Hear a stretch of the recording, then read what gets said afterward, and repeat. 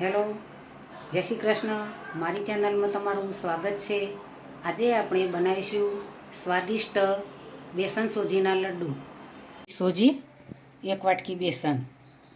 સોજી બેસનના લાડુ બનાવીશું. મિક્સ કરી દઈશું. 2 ચમચી ઘી એડ કરીશું. મિક્સ કરી દઈશું બંને લોટ સાથે, સોજી અને બેસન સાથે મિક્સ કરી દઈશું.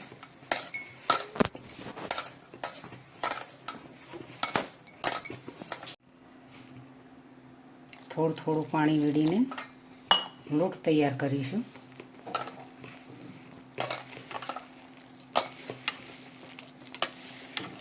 સોજી અને બેસન આ રીતે મિક્સ કરીને લોટ જેવો તૈયાર કરી દીધો. હવે તેના મુઠિયા બનાવીશું.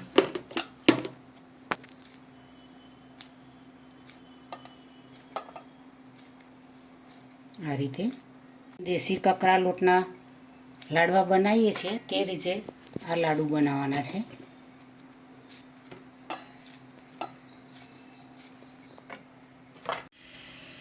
મુઠિયા બનાવી દીધા છે.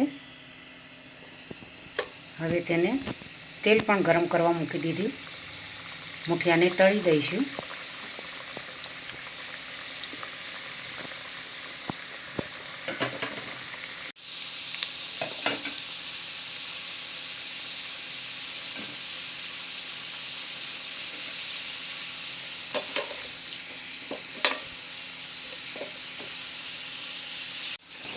મુઠિયા શેકાવા લાગ્યા છે. કલર પણ ચેન્જ થઈ ગયો.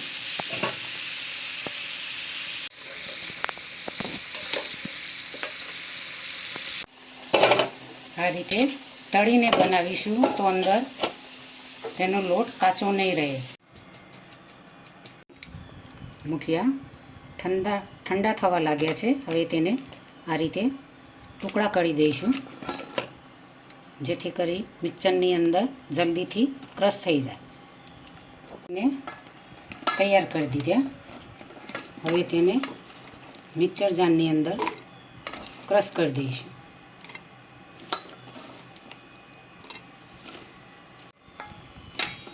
મિક્સર જારની અંદર ક્રશ કરી દીધા.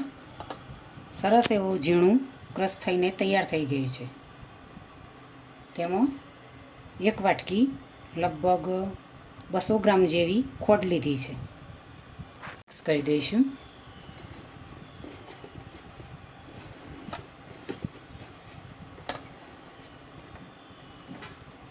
ડ્રાયફ્રૂટ પણ મિક્સ કરીશું.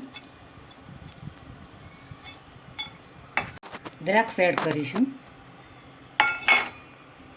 ઇલાયચી એડ કરીશું. બધું એકદમ સરસ રીતે મિક્સ કરી દઈશું.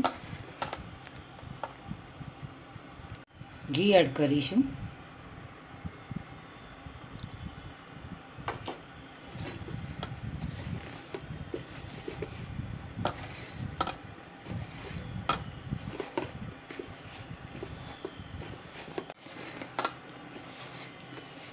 ઘી મોઈનની અંદર આપણે વેડ્યું હતું. હવે બીજું પણ આ રીતે અડધી વાટકી ઘી વેડ્યું. કમ્પ્લેટ આ રીતે લાડુ બંધાય તે પ્રમાણે ઘી હોવું જોઈએ.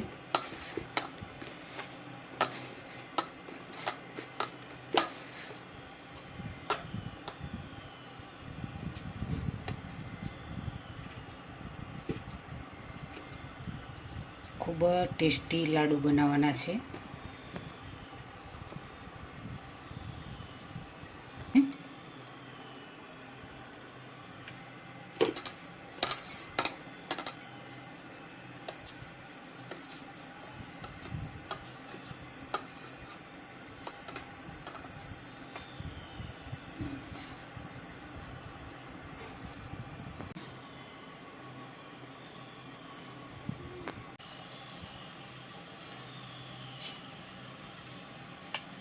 ની રેસીપી મારી તૈયાર થઈ ગઈ છે. સોજી બેસનના લાડુ ખૂબ જ સરસ એવા મસ્ત મજાના લાડુ બન્યા છે. તમારા મોઢામાં પાણી લાવી દે, ખૂબ જ અનેરો મીઠો સ્વાદ તમારા મોઢાની અંદર લાવી દે એવા લાડુ બનાવ્યા છે. નાનાથી મોટાને દરેકને લાડુ સોંપડતા તો ખૂબ જ લાડુનું નામ સોંપડતો ખૂબ જ આનંદ આવતો હોય છે. ક્યારે લાડુ મળે ને ખાઈએ. જ્યારે પણ તમારે મન થાય કે લાડુ ખાવા છે તો આ રીતે સોજી બેસનના લાડુ બનાવીને તમે ખાઈ શકો છો મિત્રો. તો મિત્રો આજની રેસીપી તમને જરૂરથી મારી ગમી હશે. મારી ચેનલને સબસ્ક્રાઈબ કરજો, મારા વિડીયોને લાઈક કરજો, શેર કરજો, બને તો કમેન્ટ કરજો. ચલો બાય.